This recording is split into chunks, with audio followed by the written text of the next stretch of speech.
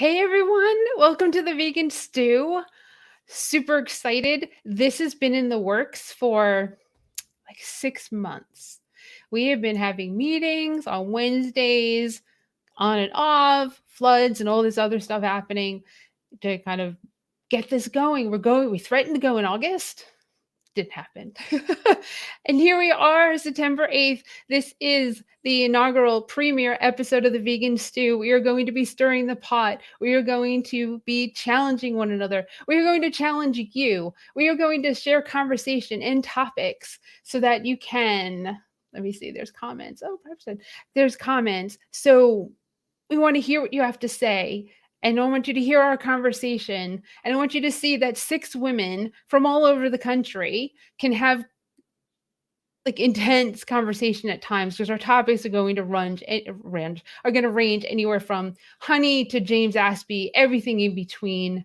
And we just want to show you that we can sometimes get heated, but at the end of the time that we're with you, we still love and care about one another because women can have conversations and still come out on the other side with conflict, disagreement, and having an interesting conversation and just, get along. And that's what we want you to be part of. I want you to share in the comments about our topic. We're going easy this week. We're going really easy this week. We're going with our vegan why, but we're going to have a current event section. That's what we're going to start with. And today's current event is going to be climate change because, it's pretty current and happening right before our eyes. So I'm Helene. I am the founder of Triangle VegFest, executive director of nonprofit and VegFest Expos. And I'm going to bring everybody on so you can meet them. And thank you for everyone that's here. I see there's people here. So I'm bringing everybody on and let's see. Here's Kimberly Winters of Did You Bring the Hummus? And there's Sangita Gabal of Tilted Planet. And there's Marla Rose from Vegan Street. And she's missing, but she's there. It's really weird. And then we have Angela Yvonne of Pop Eats Vegan. And then we've got Laura Ball of Plant Powered Studios. Because I want to call it something else, but it is Plant Powered Studios. And we are your hosts. Each week, a different one of us will be doing what I'm doing right now as the host or MC of the week, depending on the topic. But we're going to start out by sharing with you a current event because it's important to us that we kind of talk about what's going on in the world, in the vegan plant-based world.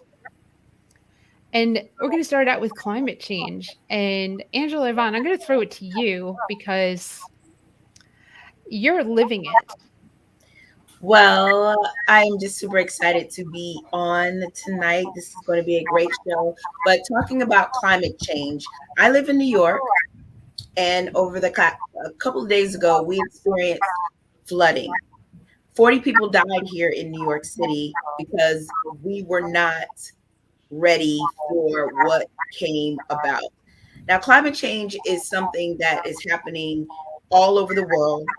And you know that it's rapidly, starting to grow because, a couple months ago, you saw snow in Houston, here in New York, we're getting heat waves, and it's just a big old mess. So what are you ladies thinking about reasons about why climate change is happening? And what are your thoughts about how we can go ahead and try to nip this in the bud? Because Mother Nature is not happy with us. Mm-hmm. So we have utensils to say we want to go, just so you know. So this is something I feel is incredibly important because we have climate change happening before our eyes. And there's so many people that don't want to do anything about it. And there's one main thing that we can do about it, and that is to change what we're eating. And all these politicians and governors and just people in these states that are impacted, like New York, New Jersey, Louisiana, Alabama, Florida, Tennessee, North Carolina, South Carolina, West Coast fires and floods or lack of water. And they say things like climate change now. They say things like infrastructure needs to be fixed. Who cares if we fix the infrastructure if we don't change what the actual problem is?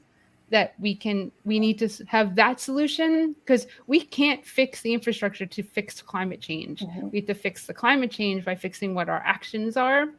And all this happened, and I wrote on my Facebook page, is now the time to talk about climate change? Because, after there's gun violence, the conversation goes to, is now the time to talk about, like gun laws? Because, people died and it's like, oh, it's too soon. It's too soon. Is it too soon to talk about climate change? People died. Mhm. People lost their homes. People have no water. Right. And we can do something about that. It's frustrating to me because it feels like so much of what we do as a society is always in band-aid form and stopgap form, and if there's anything that this pandemic has taught us, is that people don't necessarily make the right decisions when push comes to shove. And so, like with climate change actually in our backyards, literally happening, and having the worst effects on the most vulnerable people, the poorest people, primarily, communities of color. Um, I just wonder sometimes if what would it take for people to care? What would it take for people to make strategic moves to, um, you know, um, improve outcomes for the planet? And that's why veganism to me is such a powerful tool. It's just something that you can do every day, passively even, to create change. And anyway, that's all I have to say on it. Yeah, It's frustrating. and the resources that overall food production system uses is appalling. We don't seem to pay attention to that. How much of land, how much of chemicals we put in the ground, and then we are we are growing grains and then feeding those grains to the animals instead of directly then eating the grains ourselves. I think that is a wasteful enterprise, and we need to definitely question that and spread the awareness about that. And food waste is another, like wasting of resources in making your food is one major factor, but food waste overall is another major factor, particularly in the first world countries. Mhm, mhm, That's true. And I figure that loss of homes, loss of life, loss of cars is enough. Hopefully, the selfish people, like when it hits home, tends to be when people start to make changes. right. But then But that's the COVID. thing is So that we see that from, I mean, I know it's not the same thing, but we see from people's responses to the pandemic that when push comes to shove, a lot of times people still will find excuses, so I guess it's I try not to be. the question whether we as a society will do something about it will depend upon whether our instincts are governed by our consciousness or not. it's true. That's a good place to. Kimberly and Laura, do you have anything to add? Yeah, I mean, I would just say it's climate change is an inconvenient truth, Mm-hmm. especially for Americans, pun intended. We've known about this for how long, and we continue to refuse to do anything about it. And then we only get upset when it affects us. And that's really what I think gets me. And, we know now that we don't need meat or dairy to live and survive. In our whole lives, we were told, how are you going to get your protein? This is bad for you. Being raised, in vegan, even vegetarian lifestyle, the very beginning of my childhood, I had many doctors say, you're going to die from not eating meat. You're not going to make it not having your calcium from milk. And it's such BS. And, I think it's time that we stop with the excuses. We're out of time. We are out of time. And as inconvenient as that may be, what are you going to do about it? And that's really my question for the audience today is, what are you going to do? How are you going to help fix this problem that you've helped create? And it's on us now. And it's unfortunate, but it is the reality. So that's my 2 cents on the matter. That's awesome, Angela, Yvonne. Yes. And in my thoughts about it is that I think the people know that we are running out of time. because all of a sudden you see the multimillionaires who can afford it are now trying to find new terrain, like going to Mars and things of that nature. So I think that they know a little bit more than what they're telling everybody, and what's going to happen is it's going to be the land of survival, because those who can afford to leave and go to Mars and live in a bubble and live in, the futuristic city will be able to go. And then the ones who aren't are going to be left here to take care of the mess that was left because of these multimillionaires.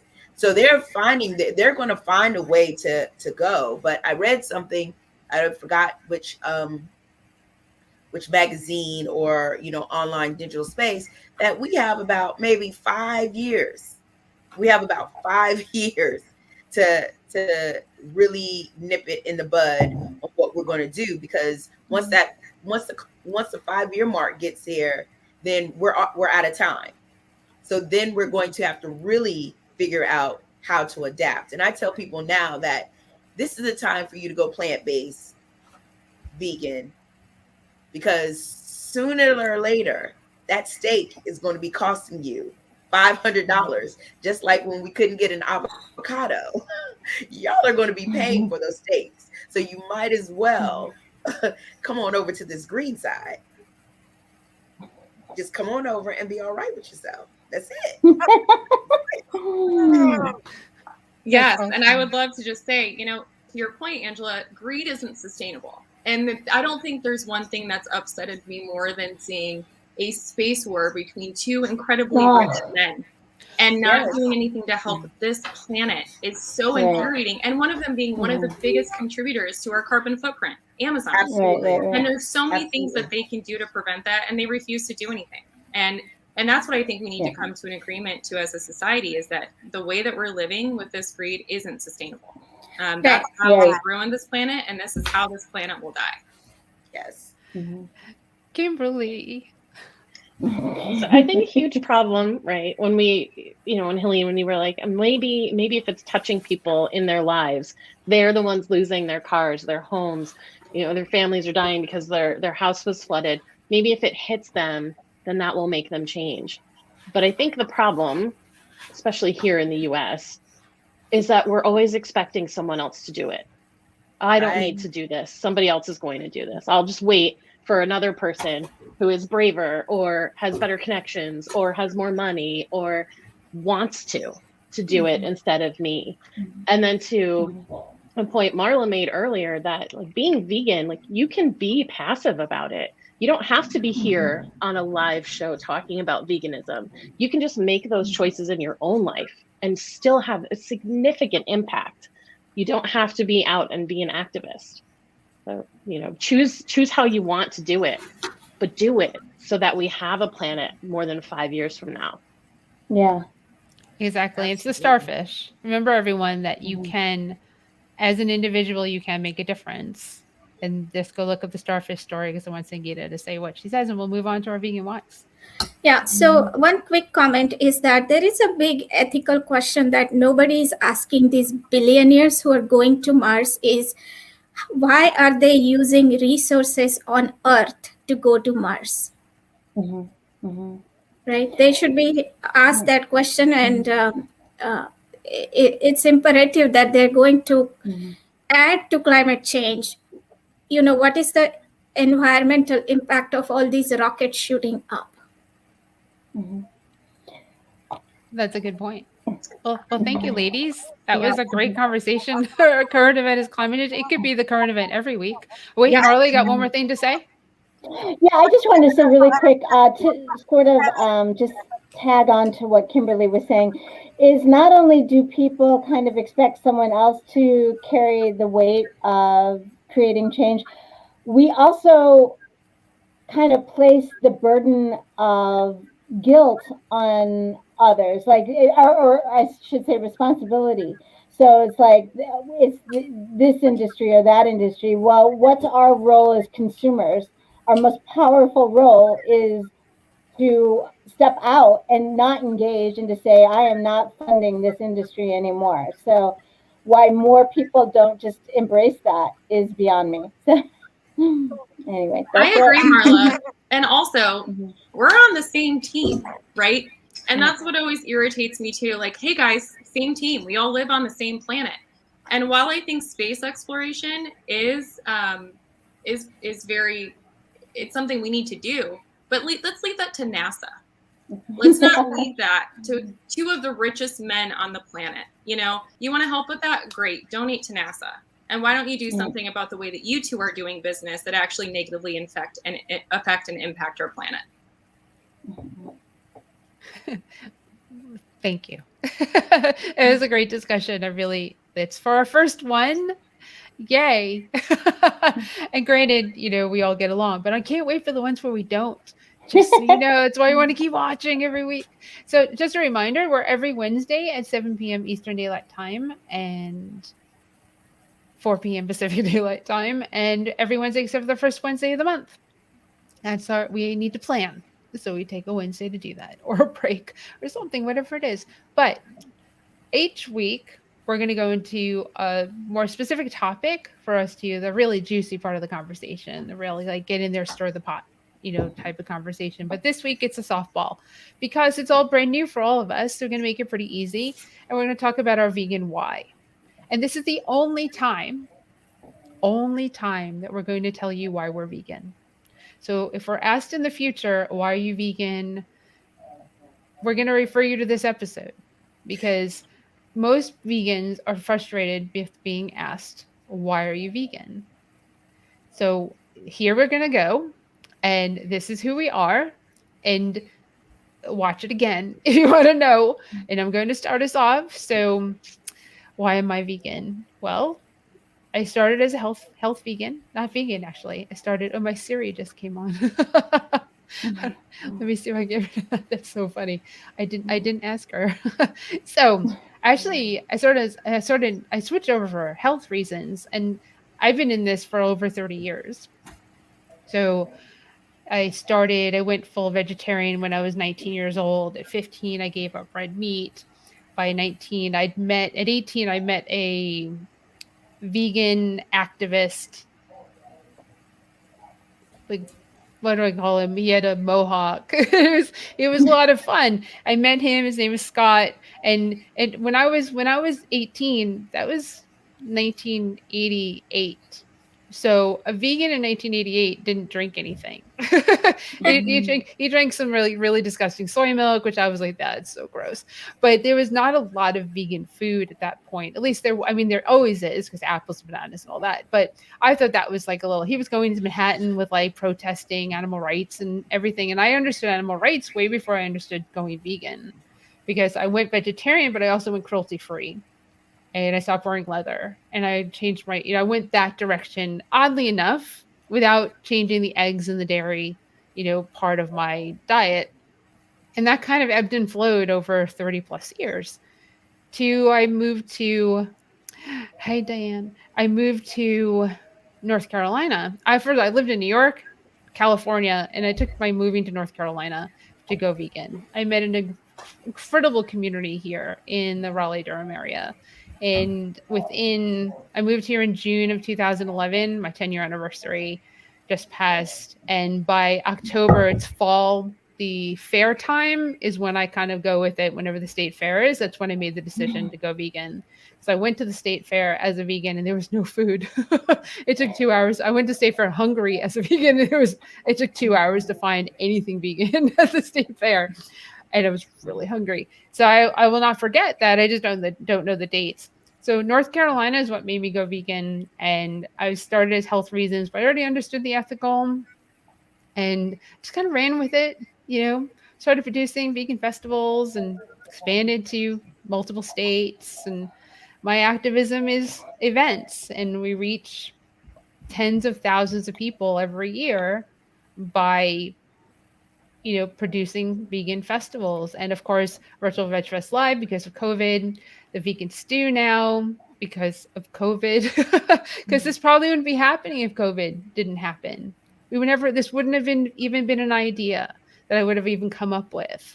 And thanks to all these women, I asked them if they wanted to be part of it. And here we are. So my why is obviously for the animals, for the planet, for the human being's health, for everyone's health. You know, every single day, that's what I do. I fight for all of that for all of us, the planet, the animals that inhabitate it, and for all your health. It's what I do every single day. So I'm going to throw it at Kimberly. Thanks. I was muted. Oops. Classic. So I went vegetarian in July of 2001. So I've hit 20 years since that day, just 2 months ago. I'd gotten a magazine in the mail, PETA's Animal Times, and I don't know why it came to me. It was addressed to me. It was in my mailbox. I never filled out anything. I don't know why it showed up, but I am forever grateful that it did. I read it cover to cover, and I was up sick, both physically and emotionally, all night long. I had dined on a gourmet meal of fast food cheeseburger before I had read the magazine, and it was just so emotional. I was 20. I was 20. And so I was still living at home, and I kind of made the same kind of change that Helene did, where I got rid of all the animal products in my life. Like I gave away my leather shoes and handbags and whatever, and I stopped eating animals except eggs and cheese. And I would go vegan, and then I would start eating cheese again, and then I'd go back to being vegan. And then I finally went vegan for good, forever, about 5-6 years ago. My reason for doing that is that I just don't see how I could ever justify being part of the cruelty and the suffering that is using animals for human convenience. And when I went vegetarian, I didn't know how to cook. I didn't know what to eat. I ate so much pasta. Oh my gosh, you'd think I wouldn't eat it anymore, but I still do. But I ate pasta like 3 times a day as I tried to figure out, what do I eat? Because there was not a vegetable that I was like, yay, put that on my plate. No, thank you. I had to learn how to like vegetables. And so I did that, and I learned how to cook. And then I had to figure out how do I share this? Because this is the single most beautiful, loving, powerful thing I've ever done in my entire life. How do I get more people to do it too? And it took until last year, really. I mean, I've always had conversations. Anytime someone was willing to listen, I was willing to answer questions and talk to them about why I was vegan. But in September of 2020, actually, today is the 1-year anniversary of my podcast, Did You Bring the Hummus? It was a Toastmasters project. It required a lot of work. And I thought, I better talk about something I care about, right? And so Did You Bring the Hummus was born. And I realized that my activism is using my voice, sharing my story, and getting people to see things from a different perspective. So that is why I'm vegan. Over to you, Sangeeta. All right. So when I hear this question, why are you vegan? I think there are 2 parts to it. For us, particularly those who are vegan for a long time now. Part 1 is, why are you vegan? How did you go vegan? And why are you still vegan? Don't you feel missed out? Don't you miss out on things, that sort of thing. So why I went vegan, and I have a little bit of a confession here to make, and maybe some of you or the viewers, maybe somebody will resonate with what I'm saying. So I was dating my now husband, Dilip Barman, right? And because of him, I got introduced and exposed to the ideas and the arguments about veganism. I am a lifelong vegetarian, but when it came to dairy, even though he had explained to me how brutal the dairy industry is to the calves and the cows, I knew the facts. I knew that these are the facts. But the confession I have is it did not move me to go vegan. And what happened is when I understood the impact of the animal agriculture on the environment, that's when something changed. It almost like a switch flipped, some kind of a switch went, off to on or on to off. I don't know what happened. But after that, I started calling myself a vegan. And the second part of the question is that why did I stay vegan? It's because a year after going vegan, I realized that I had become healthier. I had not fallen sick, which I used to fall sick multiple times a year. That all went away. That's when I understood that a lot of my health issues were stemming from my intolerance to dairy. And since that went away and my health keeps getting better and better, and that is what keeps me going. And of course, now I have understood the argument about, how brutal the industry is, and I don't want to be a part of that animal suffering. But that honestly is an afterthought. So that's my story. So over to you, Laura. All right, thank you. And yeah, I would say the first reason I'm vegan is I'm not an asshole. I think not being vegan is super selfish. I mean, who are we to say, yeah, you should die for me to eat you when it's not necessary? Or I should take your baby away because I want to drink your milk, even though I'm not a baby myself. And that's always been my thing is there is no good way. I don't care if it's grass-fed, organic, they're frolicking in a field and you're taking their milk. There is no good way to kill something that doesn't want to die. And it shouldn't be up to us to dictate that.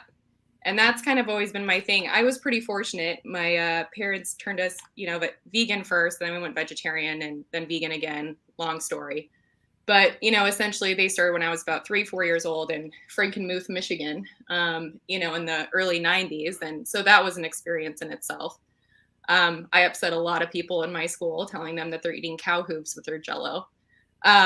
But, for me, that was, it was a great experience being raised in that and learning compassion and knowing where my food comes from. And I think that's a big issue today is that a lot of people don't understand what's in their food and where it comes from and what you're actually contributing to. And so that's why I'm vegan is it's for the animals, but it's also just for me selfishly, because I want to feel good about me and what I'm doing, the choices I'm making. And I could never feel that way. Eating dairy, wearing leather, eating meat, absolutely not. And so that's why I'm vegan. Well, to follow that up, the reason why I became vegan was, my mom had breast cancer. And when she got breast cancer, I knew that it was in the food because McDonald's, Burger King, Chick-fil-A, they knew my name. I was there. The number two cheeseburgers, large fry, chocolate shake was my thing. But when she got breast cancer, I became vegetarian because I was just like, oh, it's in the food. I'm no longer eating red meat. And I was still eating fish every now and then. I was still eating mussels and, oysters and things of that nature because I didn't feel that it was that harsh compared to eating chicken and red meat. So when I moved to New York 5 years ago, my roommate and I, we were just like, oh, it's Veganuary. Let's go ahead and we're just going to, do the 30 days and give it up. So after the 30 days, I kept going because I was just like, I'm eating all this good food. I'm not harming anybody. And, I was in a mourning process when I moved to New York. So I was also, getting into, I was working out every day and I just wanted to show up healthy and my authentic self. And that was also, growing in spirituality, growing in, mental work and things of that nature. And I didn't see or feel that me eating meat would be an asset to that lifestyle. So as the months went on, I just, of course I would have a fallback, as in eating cheese, because, we live in New York, they have great pizza. And I was, I was a baby as far as learning about veganism, being in the plant-based life and things of that nature. But then when I started to really take it seriously, I was just like, oh, I have to tell everybody about this, because you're not going to believe the kind of food that I'm eating. And visually, it was stimulating. And then, it also was assisting with spirituality, as far as, not harming anyone, being good to the planet and all these different things. And I was wanting to shout it from the mountains. And I was just like, oh, you know, I'm the new it girl. Y'all need to get like me. Y'all need to be on the green side, because what y'all doing is whack. And what we're doing is cool. So you need to be a cool kid. So I was just like, yo, the more that I jumped into the community, I also felt like it was a very accepting place, because it didn't matter racially what it was. We all had a common ground, because we were all, working to be a better person, or working to be in a better space and things of that nature. So, yeah, I've been vegan for 5 years. I will never go back, and I'm not saying that in them 5 years I didn't have a slip. And even, we've had discussions where, I think they were saying that mussels or oysters or one of those weren't really even vegan. I couldn't even bring myself to be like, oh, I can go back, because it still was part of a kingdom, whether it was in the water, whether it was on land. But now that I've crossed over, I my whole being has been cleansed. I can't even smell meat without it, where you really smelling the meat with the grease and the fat and things of that nature. And, you know, smelling that makes me feel nauseous. And I can't say that I can't say that I'm a vegan because of animals, but the more that I'm in this lifestyle, it comes hand in hand. Now, I have leather products, and I've had friends who I've converted, and they've, threw away their Louis Vuitton bags. They threw away whatever they're gonna throw away. That is not my ministry. I just won't repurchase. And that's what I tell people, and that's what I want people to know, that, you don't have to necessarily jump out the window, but we want you over here, because the more of us over here is the more that we can do greatness together. So that's why I'm vegan, because I want to be great, and I want to be authentic, and I want to know that whoever I'm becoming, I did it without harming anything or anyone. And that's why I'm vegan. I love that. Is it should I just go? I guess that that was beautiful, Angela. It's so interesting because my niece, who's in her mid 20s now and is vegan, went vegan a few years ago, but she had a major. It's not Louis Vuitton, but it's another big collectible Gucci. thing. Not that one either. Maybe it is Louis Vuitton. I don't know, but she's really into those bags, and she's also really into being vegan, and she won't ever buy a new one, but she hasn't quite found it in her heart to get rid of them yet. Because it's So, already here. anyway, It's already here. yeah, There's no need. yeah. I mean, and she might have to figure out for herself if she wants, like, maybe the spirit will move her at some point that she doesn't want them anymore. Well, But tell her at to give that, them to me, because that's like thrifting. That is like thrifting. oh, I love thrifting. Anyway, okay. So my vegan story, I'm gonna try to get it really condensed because it's a long, long one. But So I've been vegan for 26 years. I went vegan when I was 15 in high school. I was taking a class in our biology class. We had a dissection unit, and I had been a quote unquote animal lover as a child, but seeing it in front of me, made me connect the dots. And I was lucky enough to have a very forward thinking for the time teacher who allowed me to opt out of the dissection unit and just take do my anatomy via a computer. So it was probably like a Fred Flintstone computer, like all those years back. But anyway, seeing the dead animals in biology kind of, I couldn't hide from the fact of it anymore. And so I went vegetarian on the spot and just thought, well, I'll just, you know, oh, you know what it was I was taking a ski trip with friends in high school, and you had to fill out on the form whether you needed a special meal. And again, in the 1980s, this wasn't a typical thing. It was like divine intervention or something. But so I checked the box that said vegetarian, and I said, I will see if I can make it for one whole weekend being vegetarian. And somehow I did. And I just kept going. And I had ate meat up until, that moment I checked that box and went on that trip. And so I've been vegetarian ever since. And then 12 years later, I went vegan. I did not know anything about veganism when I went vegetarian. I thought that vegetarianism was the end of the road. I didn't know anything about the cruelty to cows and chickens. I didn't know anything about the leather or wool industries. I didn't know anything about those things. So to my mind, that was, like I said, vegetarianism was the end of the road. So when I met my husband, he was already vegetarian. And we went vegan together a year or two after we met. And we started veganstreet.com in 1998. And just kind of as this, I don't know, like a cheerleading website for the nascent vegan movement that we were noticing around us. And we had that going for a time. And then in 2013, we revived it.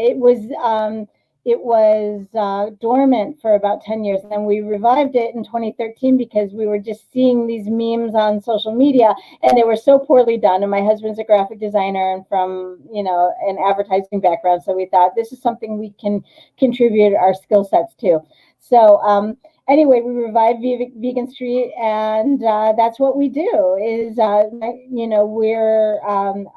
I'm not doing this to pitch us, but we're a marketing company for vegan businesses and brands and that sort of thing. So that's what we do. And I feel like what Laura was saying before, I so resonate with the, idea of being vegan for selfish reasons. I feel like I am vegan for a selfish reason. I feel like it's the best decision I ever made. And I think that sometimes our passion of wanting to communicate to people that this is not about sacrifice, it's not about loss, it's not about saying goodbye to things, it's about really being, as you mentioned, Angela, the best person you can be. And it just opens so much up to you that I feel, for selfish reasons, I want to just communicate that to the world. And I know sometimes it comes off as zealous.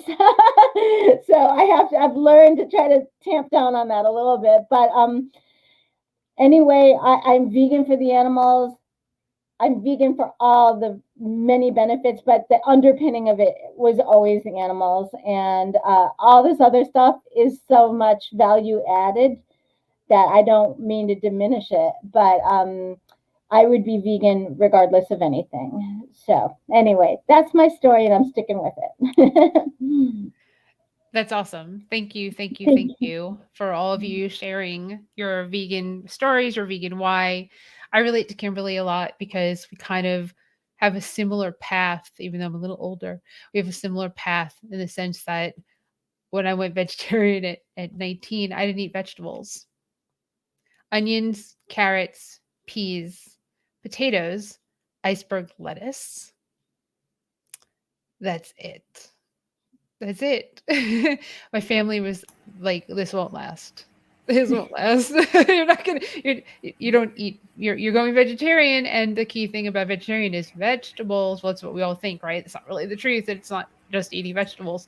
But I learned to love zucchini and squash. Hate mushrooms. Anyone who knows me, if you watch my show, you know I actually despise them. You don't have to eat mushrooms to be vegan or vegetarian. You don't have to eat every food on the planet. You don't have to eat tofu, right? You don't have to, right? Exactly. It's like how could you be vegan and not eat? And it's like, well, how could you be like a human and not eat fill in the blank?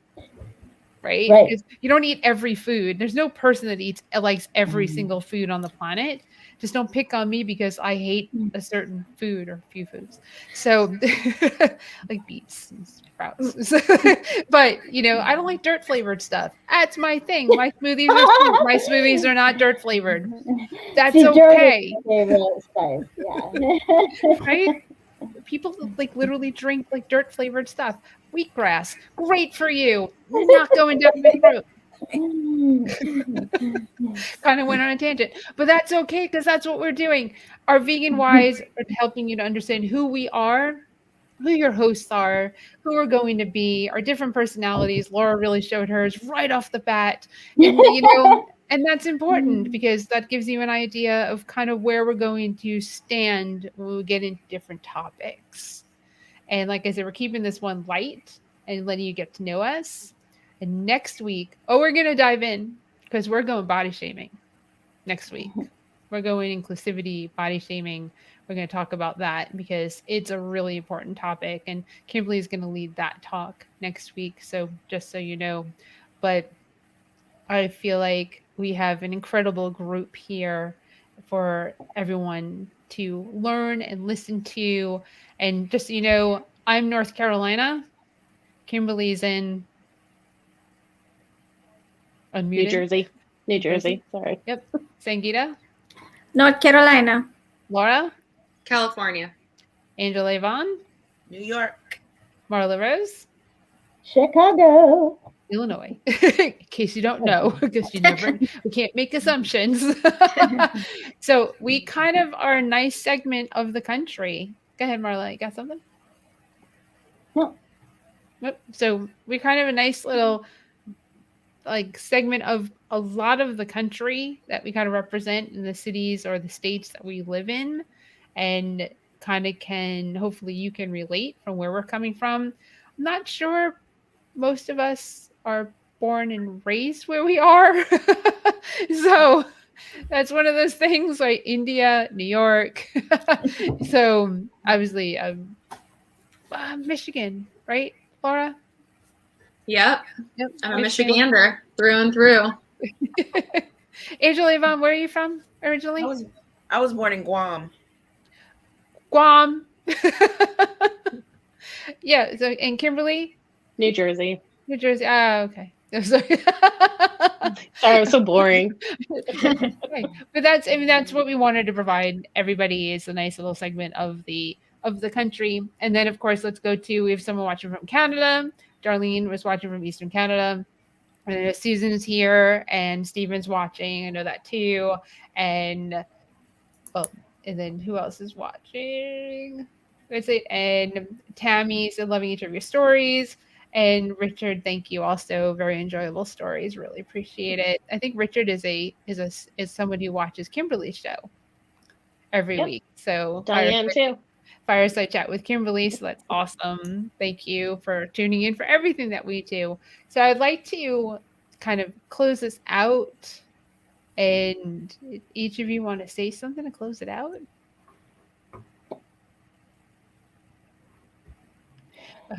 Virgil, I will say I'm just looking forward to this every week. I think it's going to be really fun, and I'm looking forward to diving in. Getting a little more tech savvy on my part. I'm definitely looking forward to this. It feels better that we've done it, right? We're actually live. We could have procrastinated and delayed this for like the next 6 months. We just had to do it with floods and weather and events and life. always going to be there, but Mhm. we can be here for everyone on Wednesdays at 7 p.m. Eastern Daylight Time for the Vegan Stew. And thank you for everyone who's watched. And if you have any questions or comments for us, please put them in the box and we'll definitely address them. Just so you know, this is an open forum. And granted that you're not live on video with us, but if you do have questions or comments, we want to answer them. Pretty much, you've got 6 women that could probably answer any question about veganism, any question, but we're not going to tell you any health advice or anything like that. We're going to ask you to go to your doctor because that's not our place. Just, we can just talk about what we know and we want to hear what you know too. So there you go. Oh, thank you, Diane. Really appreciate that. Really, really appreciate it. So Be safe, everyone. yeah, yeah. Well, I'm sure COVID will come up. Of course. It's going to come up in a second when I close this out. So don't worry about that because it always does. And thank you to Revolution Gelato. They're a Virtual Vet Trust Live sponsor of the month. So they're a new sponsor for us. And I just want to throw some social and love their way. Revolution Gelato, if you don't know, vegan ice cream. Yum. And they ship. So if they're not in your Whole Foods, you can just get it shipped to your door, which is dangerous, but having grown up in New York, Manhattan, you can get ice cream delivered. Yes. So Yes, it's not anywhere else in the country really, but you can get ice cream delivered in Manhattan. You get anything delivered in Manhattan at pretty much any time of day or night. So Yes. yeah, it's the perk of living in a city that doesn't sleep. So anyone else want to have anything to say before we close it out? I just want to say to everyone who was watching, thank you so much. This is just the beginning. And make sure you share. Tell everyone about it because this is an opportunity to, be an asset to your vegan journey. And it's also an opportunity for us to learn from you as well. So make sure you tune in every Wednesday at 7 p.m. Tell your friends, tell your non-vegan friends, because, each one teach one. We're trying to convert. Yes. That's awesome, Laura. Yeah, I didn't know we were Jehovah's Witnesses, but I'm cool with that. Could be knocking I was on like, Angela, no, this is awesome. This is gonna be super fun, and I'm just excited to show people that vegans aren't super judgy, and we aren't the stereotype. And I think this is really going to be amazing. So thanks everyone for watching, and we're gonna be continuing to beat that stereotype here at the Vegan Stew. And I look forward to seeing you guys next week and every week. That's fantastic. And Star, thank you for watching. Be kind in the house. Sorry. So yeah, thank you, Star, for being you. I was talking about strong women. A strong woman. Yeah, that would be Star. So all right. So Kimberly, go.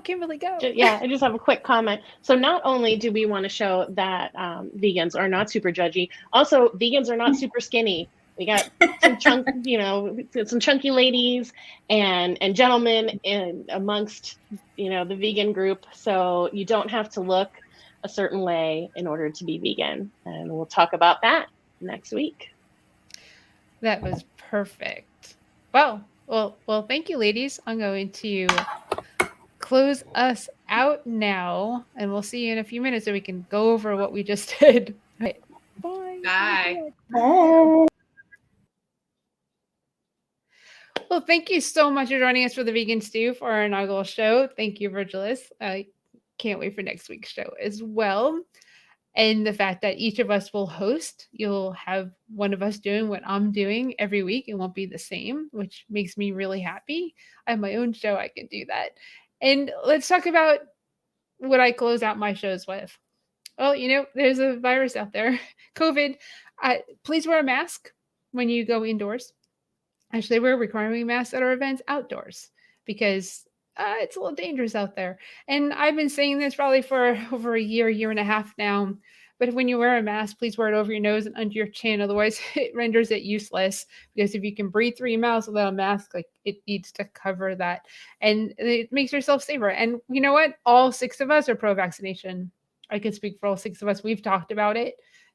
Please get vaccinated, and so we can end this. And maybe we'll do this in person at events. We'll all show up in one place and have the conversation. You can be part of it. And that would be absolutely incredible. But we can't get there until we all work together. And that leads me to kindness. Just be kind to one another.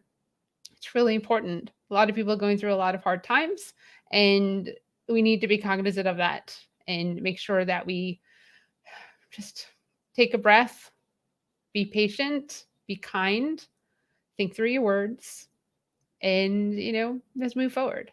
Other than that, we will be back next week. Virtualvegfest.com. Go there to sign up for our Wishbone contest. You can win some really cool prizes from Follow Your Heart, Hodo Foods, Crofters Organic, Cinnaholic, I went out of order, Orgain, Revolution Gelato, and Terraseed.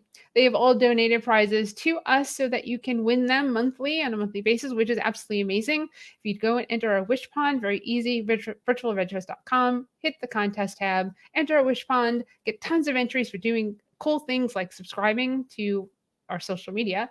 And we'll add the vegan stew to that too, so we can grow our vegan stew channel. We really want you to subscribe and hit the little bell so you know when we go live, and follow us so we can help this grow, because we feel we're doing something that a lot of people can get value from. And you can see we really enjoy it. We really enjoy each other, and we hope that you will too.